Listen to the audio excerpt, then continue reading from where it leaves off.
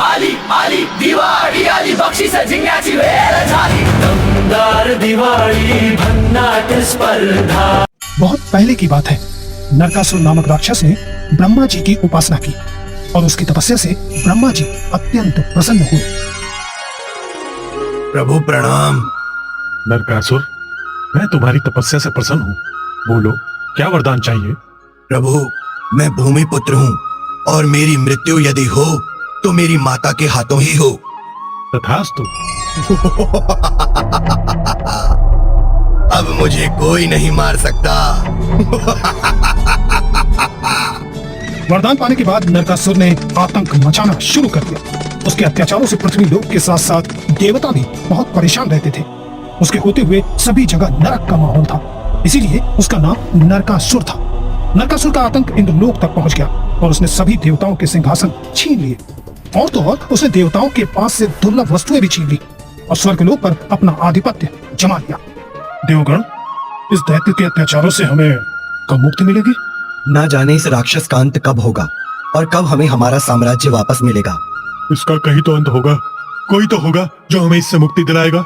मुझे इस समय सिर्फ एक ही नाम याद आ रहा है जो हमें इस संकट से निकाल सकते हैं, वासुदेव भगवान कृष्ण।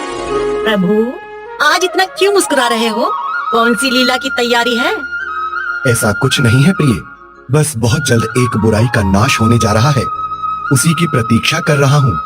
वासुदेव भगवान कृष्ण और माताओं को हमारा प्रणाम। कहिए देवताओं, कैसे आना हुआ?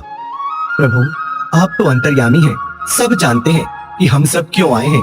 नरकासुर ने घोर आतंक मचा रखा है और संपूर्ण सृष्टि त्राही त्राही कर रही है। भगवान, अब आप ही हमें इस संकट से बाहर निकाल सकते हैं। उस राक्षस का वध करके हमें मुक्ति दिलाइए प्रभु। उसने अन्य राजाओं की 16,100 स्त्रियों का हरण कर लिया है। प्रभु, वो हमारे प्रिय हाथी ऐरावत को भी छीनना चाहता है और तो और उसने वरुण देव का छत्र, माता आदिति के कुंडल, मेरु पर्वत पर स्थित वो जगह भी छीन ली जो हम देवताओं को प्रिय थी। रक्षा कीजिए वासुदेव, रक्षा कीजिए, रक्षा कीजिए कृपा निधान, हम सबकी रक्षा कीजिए। देवगण, आप चिंता मत कीजिए, अब उस राक्षस का अंत निकट आ गया है।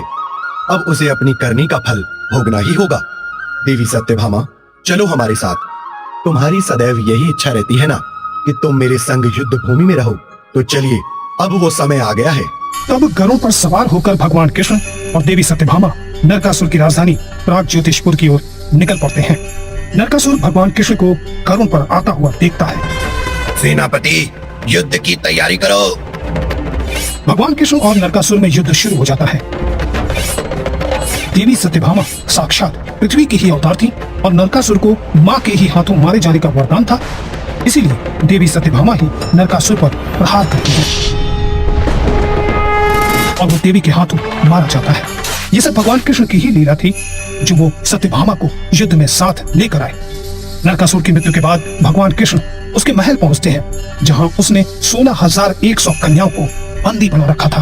उन्होंने सबको मुक्त कराया। प्रभु, अब हमें कौन स्वीकार करेगा? भगवान, अब आप ही हमें स्वीकार करें। मैं आप सबको अपनाऊंगा, आपको अपना नाम दूंगा और जीवन भर आप सबका पोषण भी करूंगा।